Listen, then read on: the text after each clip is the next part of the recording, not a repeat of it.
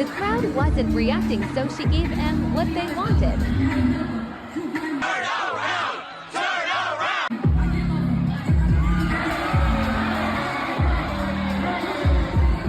You said that a lot of guys are afraid of you because you are wealthier than most of them, and most guys don't want to date you because they are not comfortable with your job.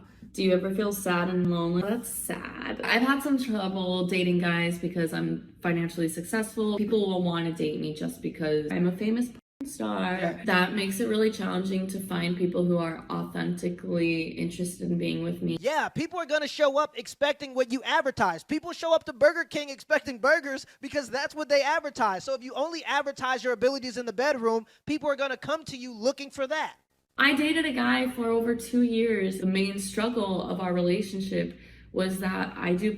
It wasn't until we broke up that he told me that sometimes he didn't want to kiss me. Moving forward after that, I've dealt with it again and again and again.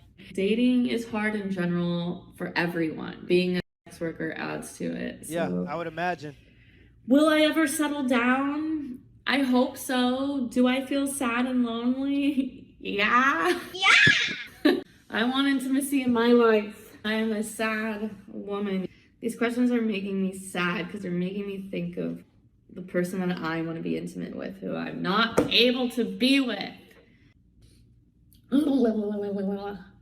Has anybody noticed there seems to be a growing trend of ex-millionaire porn stars crying on camera? It's almost as if, and hear me out, they regret it.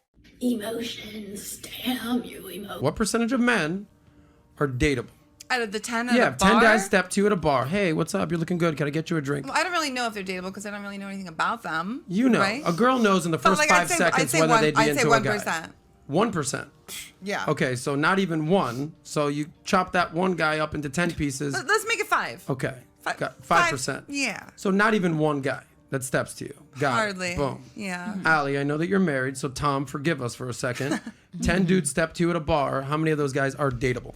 I mean, honestly, maybe 1. Physically, for sure, 1. But then the hot boys, sometimes they're not ready to settle down. So that could drop it easily to like a 0.5. But it's slim pickings out there. I observe. People watch all the time. And that's how I can tell there is a problem with masculinity. And in that same vein, though, there's definitely a problem with femininity. Like, how many women out there are truly dateable? Like, I don't know. Dateable and bangable are two different Very questions. different, Okay. Yeah. But we'll keep it moving. Leia. You're in Miami now. People are stepping to you all the time. What percentage of men are dateable? I think it depends what kind of woman you are, really. I think, like, I was complaining earlier about this to a friend. I think, like, if you would regard yourself, everything is, like, personal perspective. If you, as a woman, regard yourself as, like, an average woman, then you're going to be happy with, like, the average man. And so I would probably say, like, I don't know, let's say there's a group of 10 men, 5 are dateable, right? Because you perceive yourself as the average woman. But if you perceive yourself to be, more than the average woman, and, we all know the term hypergamy, women date upwards, then yes, I mean, you're lucky if even one of those 10 men are going to be marryable. So the lesson here is that, because, familiar with the Pareto principle, but the 80-20 rule, basically the top 20% of men get 80% of women. Technically, 100% of men want the top 20% of men. Yeah. But lesson here to you gentlemen out there, you got to improve, okay? Whether that's physically, your game, money.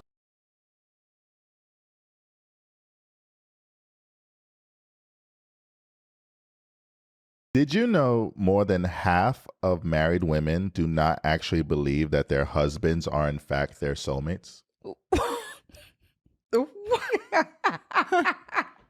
20 was spotted out on a date with the neighborhood lead singer Jesse Rutherford, age 30. If you're 20 right now, I bet my life that by the time you turn 30, if any of your 30-year-old friends started dating a 20-year-old, you would think that's so weird. And why the onus is on the 30-year-old is because 20-year-olds think they're old. Like Billie Eilish, even on her birthday, was like, turning 20, I'm old. You need to be 30 to know how young 20 is. And the average 30-year-old thinks of a 20-year-old as a child. And you think that because you know how long ago that was, and you know how little you knew at 20, and you knew how much 20s were like a learning experience. Like what life experience do you have at 20? Basically none. They're 11 years apart. That would be like if last year when I was 29, I dated an 18-year-old. You're gonna tell me I couldn't make a better choice than that? There's something bizarre behind that choice that I think is sinister. You don't think all my friends would be looking at me like, what the hell? Maybe the 18-year-old would think it's cool, but I promise that guy His friends don't think he's cool right now. And that's why it's not the same when a 20-year-old dates a 30-year-old than when a 30-year-old dates a 40-year-old. Life experience. It's... Listen, ladies, I'm sorry, but I'm gonna be the one to tell y'all the truth. Cause y'all just blowing my mind with this, how much y'all worship these motherfuckers. Y'all talking about, how the fuck he gonna cheat on Nia Long? How he gonna cheat on Nia Long? Cause she a regular bitch with some regular ass coochie. You be around a man long enough, you know, that coochie got an expiration date on it a lot of times, baby. You know, it start to spoil a little bit. You feel me? So he needed some new shit. Went out and got some new shit. What's crazy is that y'all be like, how could he cheat on her? Like, she just the god of all women. Do y'all be outside for real? There is so many regular women, that are so much better than so many of these celebrities that y'all worshiping.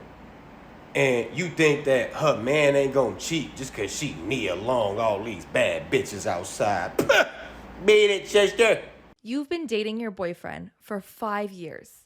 Everything is good. You guys are in love. Your relationship is going really strong. You literally have no issues. I'm going to marry this guy. Okay? Oh my God, where do I find that?